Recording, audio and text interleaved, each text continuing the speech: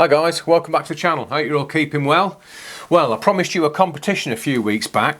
I've teamed up with K&F Concept. I've worked with them several times in the past, and a few of you will probably remember the video that I did specifically on the remote camera clamp. I put it in the stands at Mansfield, I think, and it held my 1DX perfectly. That was with K&F Concept. But they're currently running a campaign called Capture the Unseen Moment. You can enter your images and win lots of high-end camera gear. Now there's 3 themes, and I want you to concentrate on the 3rd theme, which is called Shot Beyond Sight. All the information, by the way, will be in the link in the description below to get onto K&F Concept's website to enter your images. But yeah, Shot Beyond Sight, and I know a lot of you will have images to go with that category the most. The first category is long exposure motion shots. Now when I say long exposure, I instantly think about pan blurs. I try and get a pan blur in every set that I shoot. Every week I always try and show you a pan blur, and I know that a lot of you guys use it as well, if not in football, in motorsport, or any sport really, athletics or anything like that. And I know a lot of you use it, but I love capturing a player, man and ball, or 2 men vying for possession, 2 players vying for possession. And put a few images up now in my pan blurs. So yeah, dialing your settings right down, getting everything nice and balanced, and getting that nice motion blur. So yeah, I know a lot of you do that one, so that's one category. The next one is tracking. Again, when I'm thinking tracking a player, getting that focus point locked on him, sprinting with the ball and capturing and freezing that moment. So totally the opposite really to your pan blur is freeze framing that play.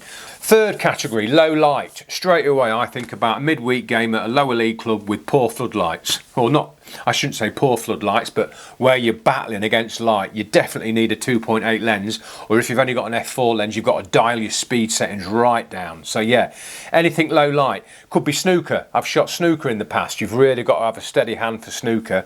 Obviously 2.8 again. Darts is another one. Darts is really key that you have a 2.8 lens, and if not, you've got to dial your settings right down. But the 4th category is colour control.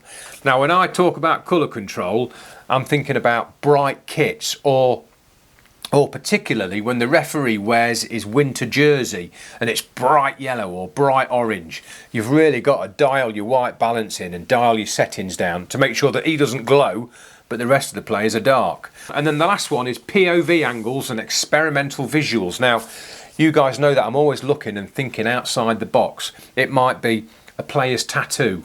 It could be the ball on the corner flag. I always like to try and capture the football on the corner flag. It could be referee holding up his whistle. It could, I tell you what else I do like, something out of the ordinary, is when the referee sprays a free kick line. I love capturing that, but it could be anything. So yeah, POV angles and experimental visuals.